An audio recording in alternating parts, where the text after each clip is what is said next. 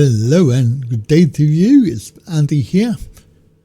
Just a little reminder that we are broadcasting on YouTube, Rumble, YouTube, and we are on BitChute. However, if you're in the UK, you will not be able to see it anymore because it's been restricted for anybody because of the new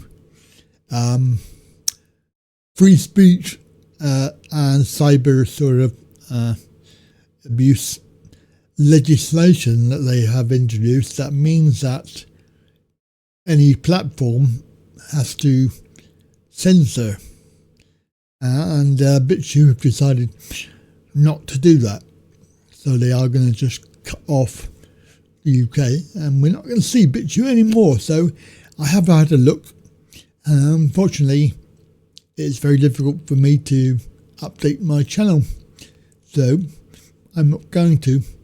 So as of now, we will not be uploading to BitChute.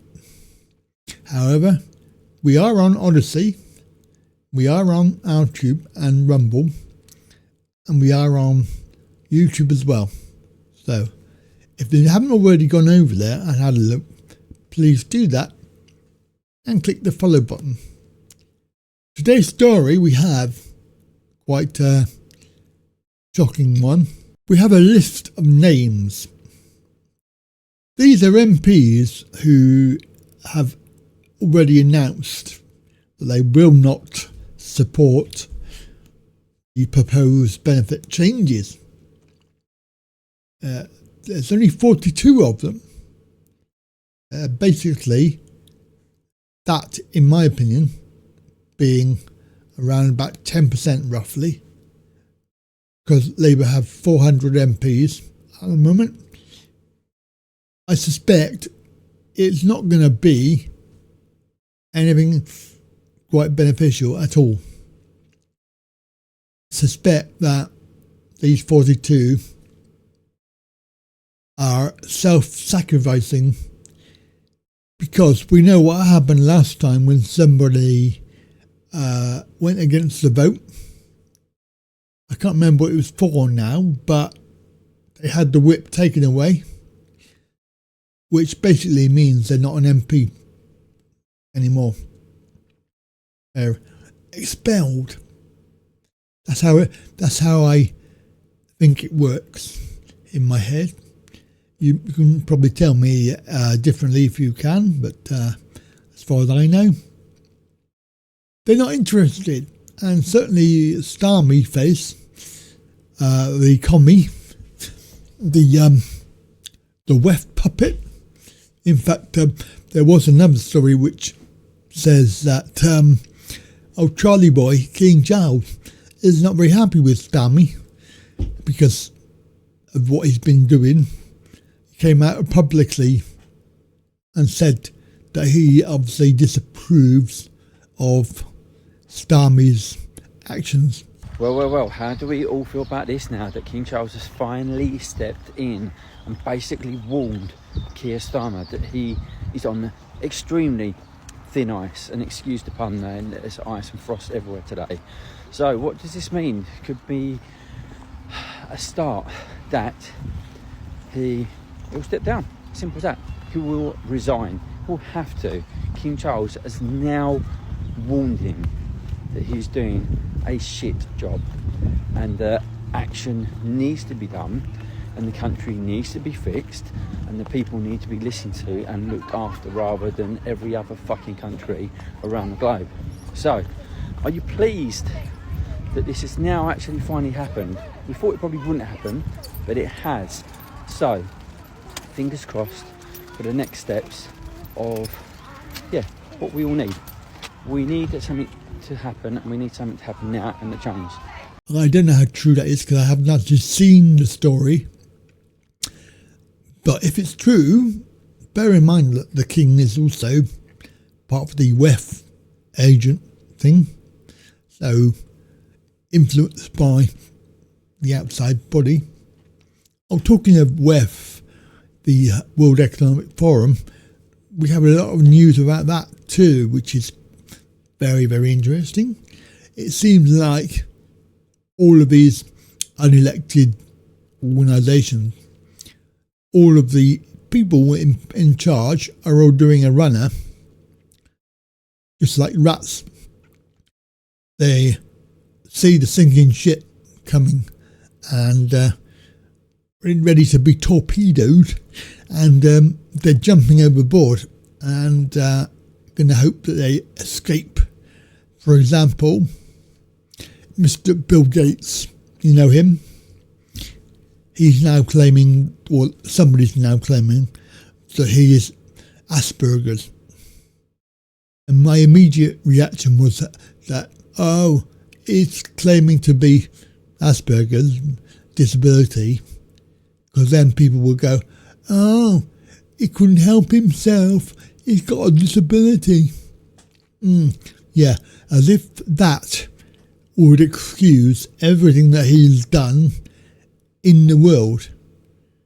Yeah, I'm sorry, I don't like or accept that particular claim.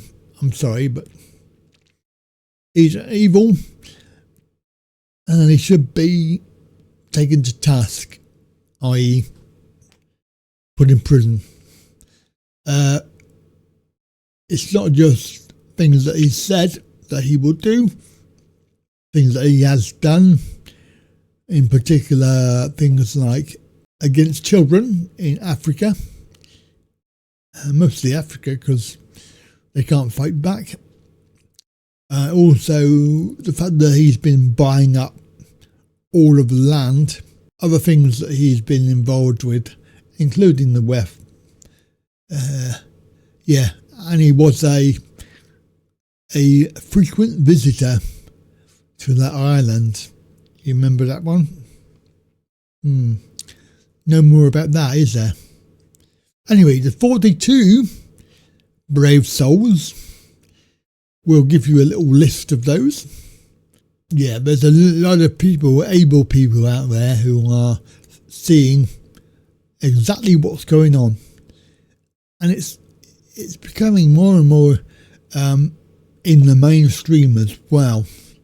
But I can't say that these 42 are going to be any better off, and they're not going to make a difference.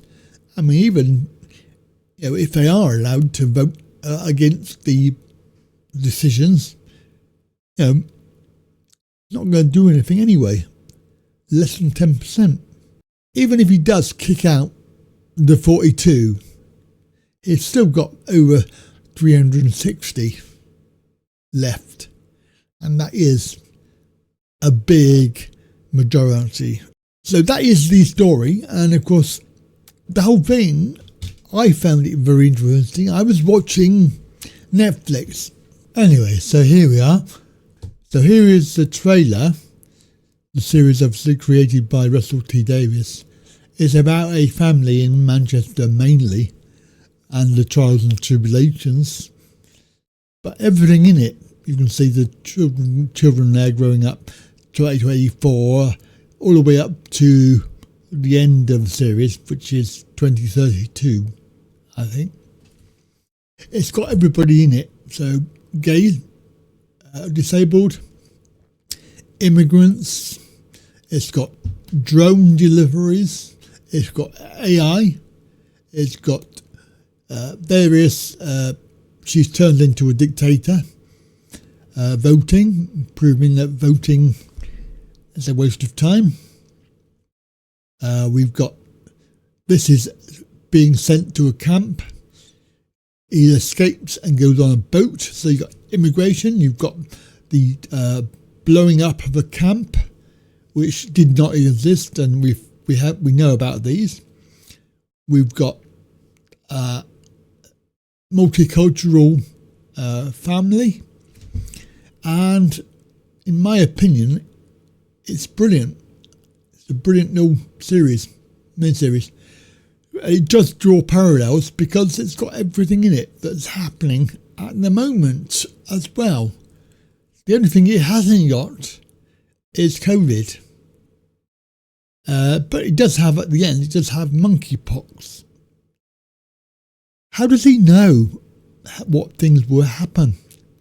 It's very, very interesting. This guy's well known because he writes for Doctor Who as well. 8.3 out of 10. I was to say I would give it 10. 10 out of 10. Anyway, that's these Netflix, Amazon miniseries that I enjoyed.